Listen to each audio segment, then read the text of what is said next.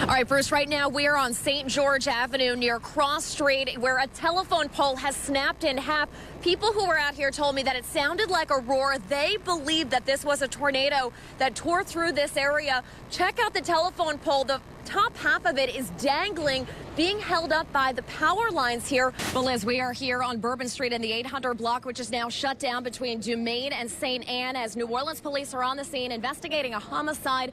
They have one person in custody. Well, about 300 homes in New Orleans East were damaged in Tuesday's tornado, and it's still incredible to see the scope of the damage. Check out this home behind me here where the walls are virtually gone. But if you look closely inside the kitchen, there's a cake sitting on a cake plate which was resting on the kitchen's island, virtually untouched. It's amazing to see when this home is essentially decimated, and yet there's a cake just sitting right there.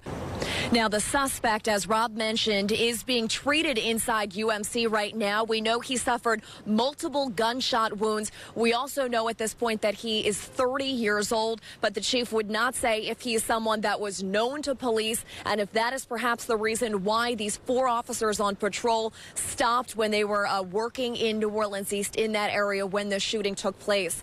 Also, although we do not know the name of the officer killed, again, we know he worked in the 7th District. And the chief said he is someone that was incredibly well known to many members of the NOPD. Well, this all transpired at about 6:30 this morning, Greg and Nancy, when we're told neighbors heard 7 to 9 gunshots. People came outside to find this scene. Deputies covering this intersection here at Ames and Barataria.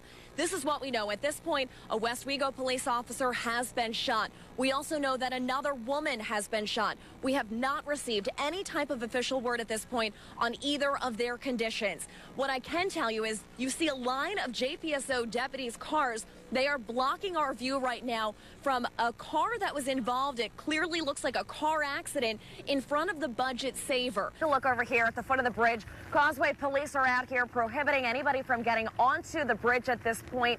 And look at the traffic. These folks are backed up almost all the way to the interstate here from Causeway. It's unclear if these motorists have not gotten maybe the word about what is going on the bridge. 8 months. That's how long it took for us to get some basic statistics from Crime Stoppers, a nonprofit that receives public money through the court system. The $20,000 bonus that you received in 2015, I know it was $17,000 the year before. Were there certain goals set that you had to meet in order to make that bonus? I think that certainly looking at my compensation, again, has been approved by a board of directors. There are certain standards that they followed. But surely you would know if there were set goals in place for you to receive that bonus. Again, I would refer you to the chairman of the board to discuss anything that has to do with compensation. It's something that I have to think about every single day. It's something that has now become a part of my life. 2 years ago, Peter Gold almost died, protecting the life of a stranger. And I really like to think that everybody would do that if given the opportunity. Driving home from work early on the morning of Friday, November 20th, 2015, the then Tulane medical student stumbled upon something horrifying. Speaking for the first time at the scene, the 27-year-old relived his experience.